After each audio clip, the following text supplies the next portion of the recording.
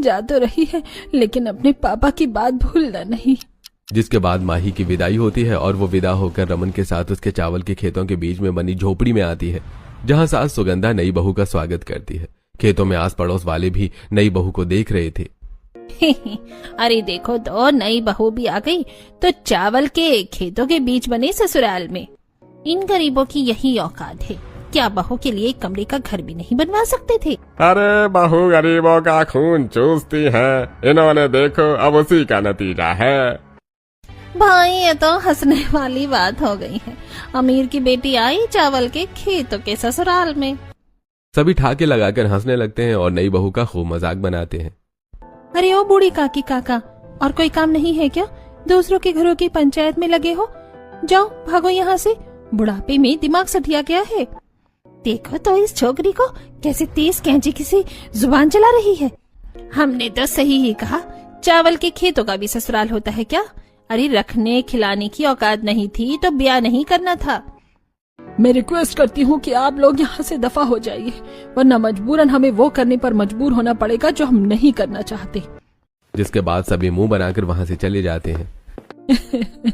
माफ कर देना बहू, हमारी वजह से तुझे इतनी दिक्कतों का सामना करना पड़ रहा है।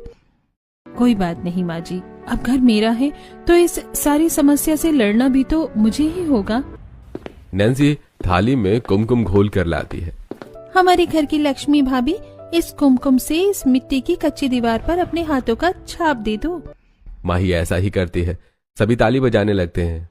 अब भी किसी को यकीन नहीं हो रहा था कि माही ने उनकी इज्जत के लिए अपने परिवार को छोड़ दिया। चावल के खेतों में माही की पहली रात बहुत ही कष्टदायी गुजरती है। रात भर मच्छरों के कारण माही सो नहीं पाती। वहीं अगली सुबह माही जल्दी उठकर झोपड़े में झाड़ू बगार करती है और धान को मुसल से कूटने बैठ जाती है। बहू तू ये क्या कर रही है? माँ जी आज मेरी पहली रसोई है ना, इसलिए मैं धान से चावल निकाल रही हूँ ताकि सबके लिए खीर बना सकूं। भाभी आपको तकलीफ करने की जरूरत नहीं है। तकलीफ कैसी, और अपने ही घर में? कोई दिक्कत नहीं है, मैं कर लूंगी नैन्सी।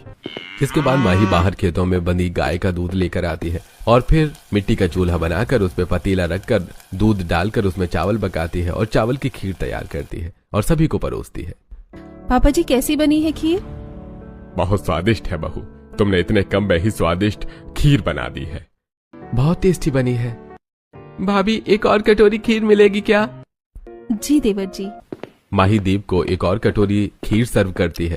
जिसके बाद माही खाना बनाने जाती है तो देखती है कि रसोई में बस थोड़ी सी सब्जी है, न दाल है न आटा है। अब इतने में मैं खाना क्या बनाऊं? एक काम करती हूँ, चावल की आलू